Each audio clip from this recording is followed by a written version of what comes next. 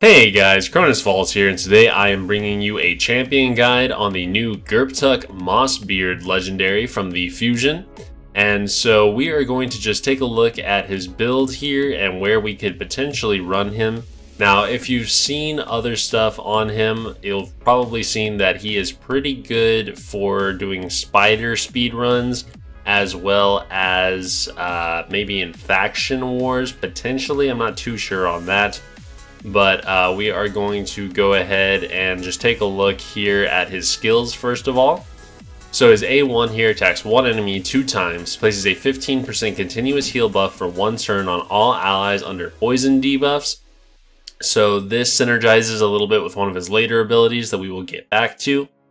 On the A2 here, removes all debuffs from an ally, then heals them by 30% of their max HP. That is, looks like 45% when booked. And places a shield buff on the target equal to 20% or 35% when booked of their max HP for 2 turns. That is on a 3-turn cooldown, but 2 when booked. So you really, if you want to use him in something like Clan Boss, you don't want to book this skill because you can actually have it on a proper rotation at 3 turns. I guess it would be a little better if you could get everything except the cooldown. But honestly, I think this champion is just one that you don't really need to book in general. And then on his A3 here, places 35% poison debuffs on all allies for 3 turns. These debuffs cannot be resisted or blocked. Also has an 80% chance of placing a block buffs debuff on all enemies for 2 turns. So this is the one ability that you might want to book. I don't know if you necessarily want the cooldown per se. Maybe if you're really trying to like get the poisons up on yourself as much as possible. But it could be nice to get the block buffs chance to 100% if you wanted to use them in arena or something like that. But this is the ability that pairs with his A1 here. So you poison yourself and then the A1 comes in and puts some heals on. It does not in any way keep up with the amount of poison damage that he's doing to your champions. So don't expect that to be the case. He is not going to heal you for as much as he's going to damage you, which is really unfortunate. His A2 here also really does not synergize with this at all. Basically, it just takes off the poisons that he put on, so you don't get anything from his passive here, which allies under poison debuffs inflict 7.5% more damage for each poison debuff on them, stacking up to a maximum of 30%. This damage increase applies to all of their skills. Also increases each ally's resistance by 15 for each poison debuff on them. So as you can see, if you cleanse this these poisons with the A2 here, then you're not going to get the extra damage off of the passive or the extra resistance. So it's just really weird to be in his kit. Honestly, nothing he does synergizes well because he starts with this, putting the poisons on you, and then he comes over and does a cleanse. And next, this is on auto, he does this, takes the poisons off of someone, heals them a little bit so they don't get the extra damage. And then finally, after all of your champions have already taken 2 ticks of the poison, doing 15% of their health and damage every turn, he comes in with a continuous heal that then does not heal them until they take their next turn. So honestly, his kit's really funky. Don't like it a whole lot. Honestly, it doesn't make any sense. He could really use a rework even though he's brand new. His aura here increases ally resist in all battles by 50. Kind of a decent arena aura, but not really. But let's go ahead and take a look at the masteries I've got for him. So we are coming in on the offense tree to start with, and we are just heading straight down to War Master. And basically the reason we're doing that is so that he can provide some damage against bosses. And then I went into the support tree, and I went ahead and took the accuracy, debuff, evil eye, and master hexer here to increase the duration of his block buffs debuff. And it does not work on the poisons, by the way. And then I just came over here into Shield Bearer, bump up his A2 shield a little bit, Swarm Smiter, get some more accuracy, Cycle of Magic, maybe get a turn back around, or a skill back around a little faster. But really, I took it just to get to Lasting Gifts, so that I could potentially bump up the duration on those heals. So those are the masteries, guys. Let's take a look at the build. You do need to put him in a shield set. That's really the only way that he's viable because he can stop your champions from taking damage from the poisons. It's also very important if you're pairing him with someone like Septimus, because Septimus, obviously you're looking to do as much damage as possible. So you grab Heart of Glory here, increases damage inflicted by 5% when attacking with full HP. Well, if the poisons do tick down his HP, then he's losing that 5% damage. But as long as Gurptuk is in a shield set, then you should be okay. Septimus will just take that damage on his shield and still be able to do maximum damage. So like I said, we have him in a shield set here. Let's go over the pieces. So on the weapon, I have him in a weapon with 17 accuracy and 8 speed. I also have him in a speed set here. The helmet has 18% HP and 13 speed. The shield, 17% HP and 19 speed, which is very good. As you can see, I'm just stacking HP here for his shield set. On the gloves, 50% HP and 4 speed on them, as well as 4% defense. Then on the chest, a 50% defense chest, because I do want him to be a little tanky, giving us 6 speed. Does have 14% crit rate, that's not important for him. And then finally on the boots, we have speed boots, 40 speed, and 5% defense on them as substats. On the ring, we went with an HP ring with defense percent roll 5% and 2 rolls into HP percent, so 15%, which was nice. On the amulet, again, HP. This one actually had a triple roll on accuracy, giving us 42, which is very good. It really allowed me to play around with the shield set a little bit easier. And then finally an accuracy banner with 11 speed and nothing else to speak of in the substats. So the total overall build, we have him at about 56.5k HP, which is good for the shield set. 2850 defense, 213 speed. So I wanted to get him just fast enough to make sure that he was going first before my Masha Lead if I bring him into Ice Golem. And so that he can get that extra damage off. And then finally 215 accuracy. You just need to have over 200 to make sure that he can land his debuffs against waves. So that's the build. Let's go ahead and check him out in dungeons now. Actually, before we go into the spider, I'm just going to show off the other builds I'm going to be bringing in. So we have him. He is going to be giving us the extra damage off of the poisons on his passive. So if we have 3 poisons on us, we are going to be getting an extra 22.5% damage, I believe. And then Masha Lead here is going to be coming in as well.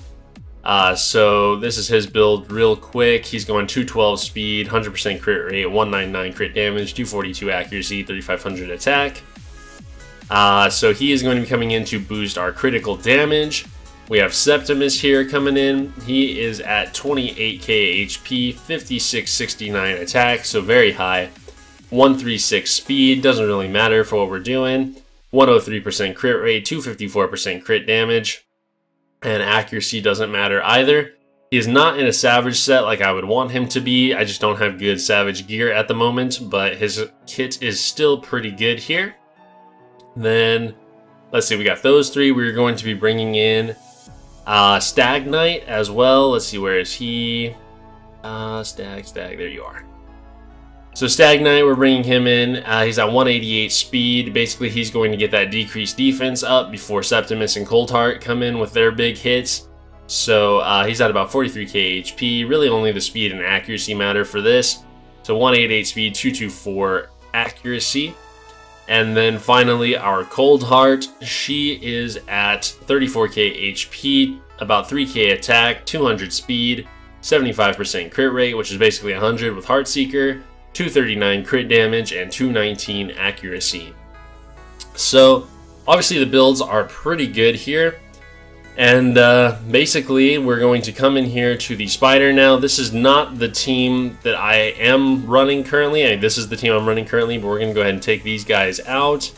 We are going to get, let's see, I believe he has the highest, yeah. So Masha Lead is going to come in here. Stag Knight, where are you? Where is he? Huh. Oh, he's already in. I am dumb. Alright, we need Gurptuk. There we go. The guy we're actually reviewing today. That makes sense. Alright, so basically the idea here is Masha Lead is going to come in, boost our crit damage. Gurptuk going to come and get us those poisons. Stag Knight is going to drop the defense, and then these two are here for nukes. Actually, I might try out a couple different things because I'm going to try taking out Masha Lead and getting a weaken in there instead. But basically, I've tried some of this stuff before, and we come in here. We're going to take it off auto because I'm not sure it would run exactly how I want it to. Actually, let's just go ahead and run it on auto and see what we do. So we get the poisons up, we get the leech up, and then Cold Heart does her thing. We get the decreased defense, we get the big hit, the Helm Smasher goes off, so we do 2.5 million. Looking pretty good. That was half of the spider's HP. We get the Heart Seeker, and now we're kind of screwed. There's really nothing else in here. I think we'll still win just because the team is strong, but even with all of that stuff going towards us, they can't one-shot the spider between the two of them. You really need a super in-game team in order to do this. People have been showing it off a lot, like him plus Bad L plus Draco and then Septimus. And yeah, of course, that's going to be able to get you a really good time, but most people don't have that, and myself included. So as you can see, he's not really the end-all be-all for Spider. He's not going to help you that much. Let's go ahead and try taking him out, putting in a Talia for weaken. So we're going to go ahead and come back in here, take it off auto because she won't do it first. So he's going to come in, he's going to get us the poisons, and then, oh, I have to do it on the enemy, I guess. And then we get our weaken up. There we go, and then our Cold Heart is going to come in. We're just going to do the AoE right now because we don't have decreased defense up yet. Do that, and then Septimus is going to come in with his big hit here. Boom, 2.6 million, so obviously a pretty good hit. We're going to go ahead and cleanse himself here. We're going to get the AoE off on our Talia. She's not really built, but still does a ton of damage. And then we get the Heartseeker off. And once again, as you can see, just not enough to kill. So even between a pretty well-built Septimus and Cold Heart, with a weaken and the poisons and decreased defense, you just can't one-shot the spider with this team. So honestly, he's just not that great here. Really only super in-game viable. So yeah, I mean, that's just kind of how it is. Let's go ahead and move on though, see if we can find some use for him in other places. So we'll bring him into Ice Golem next, and so he can do some decent work in Ice Golem just because he can block buffs on the enemy team. He does take the hits though. He's not going to be good on an all rare team. He's just going to hurt you too much. So I was trying out this team, it was working all right. Still, it's not going to be my best team. I can do better without him, but it's kind of sad that the only way that I feel confident bringing him in there is if I have these crazy champions like a Rotos and Masha Led. If I don't, then I'm just worried he's going to absolutely annihilate my own team.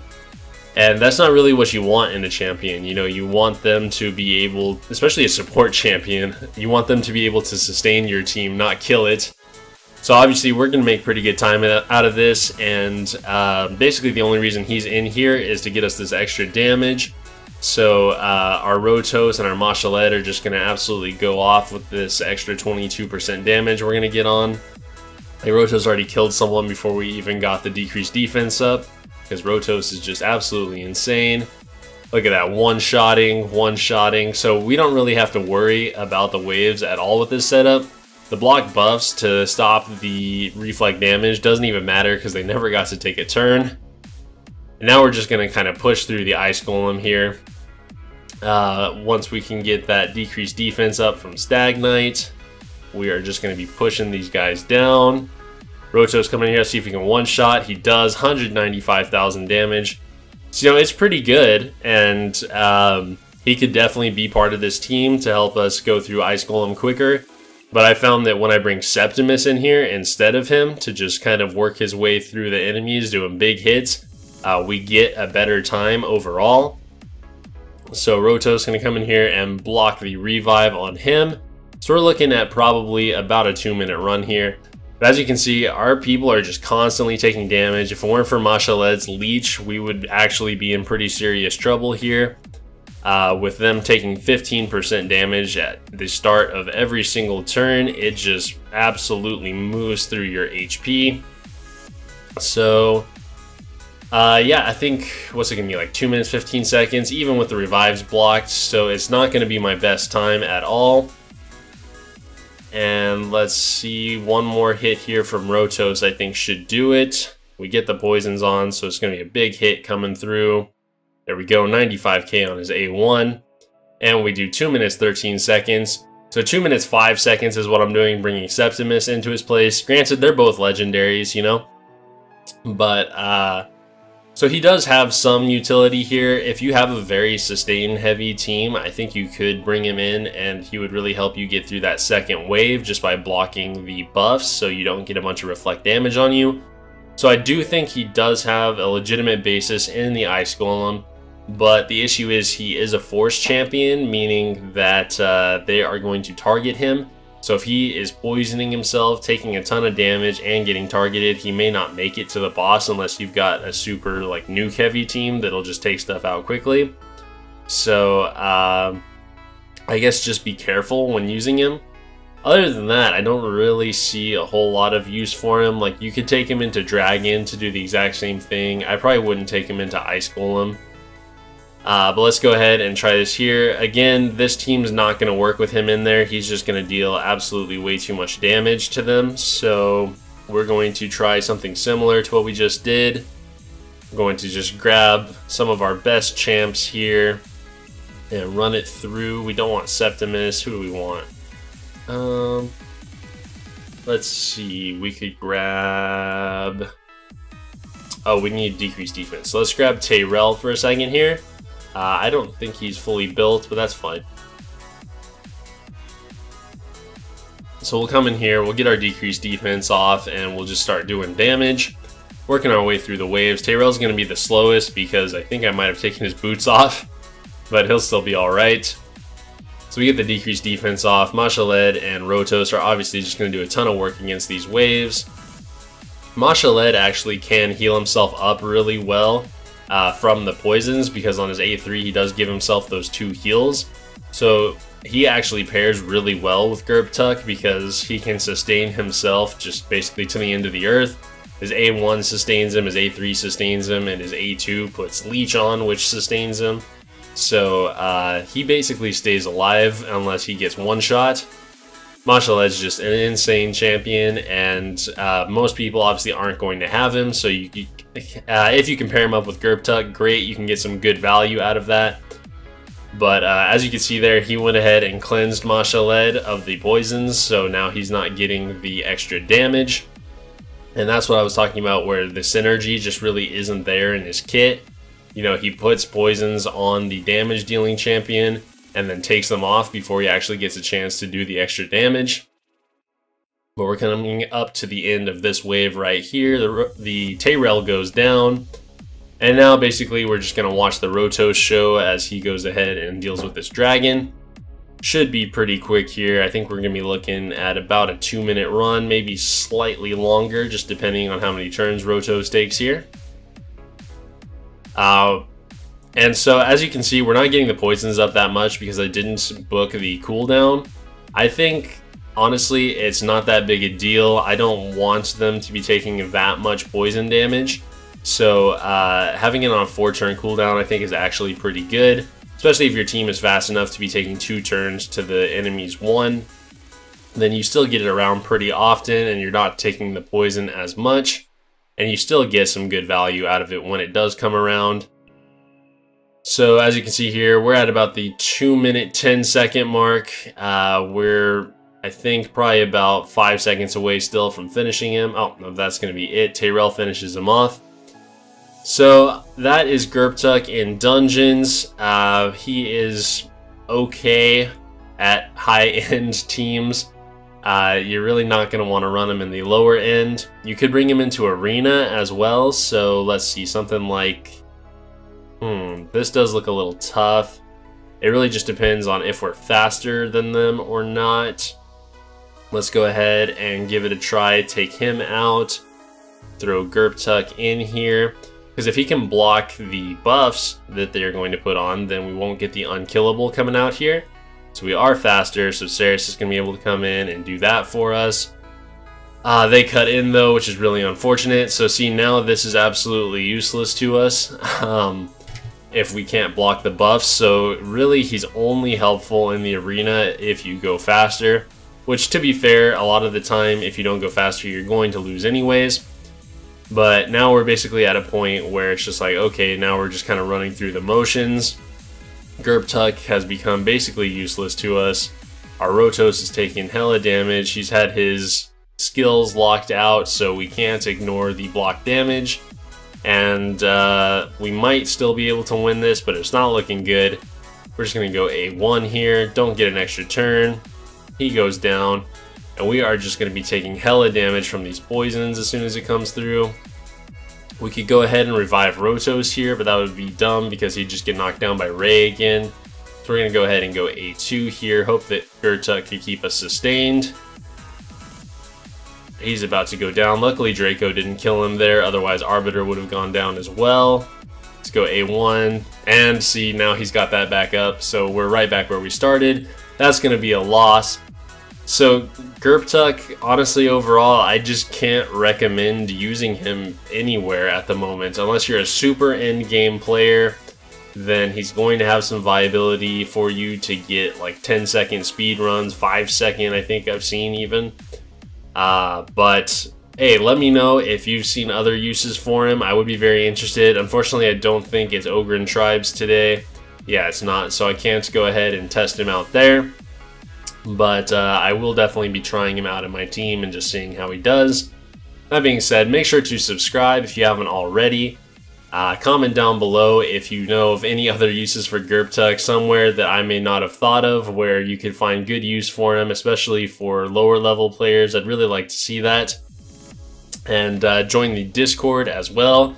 We have a great community building there, a bunch of people you can talk to, get advice from all the time. It's a lot of fun. And thanks for watching, guys.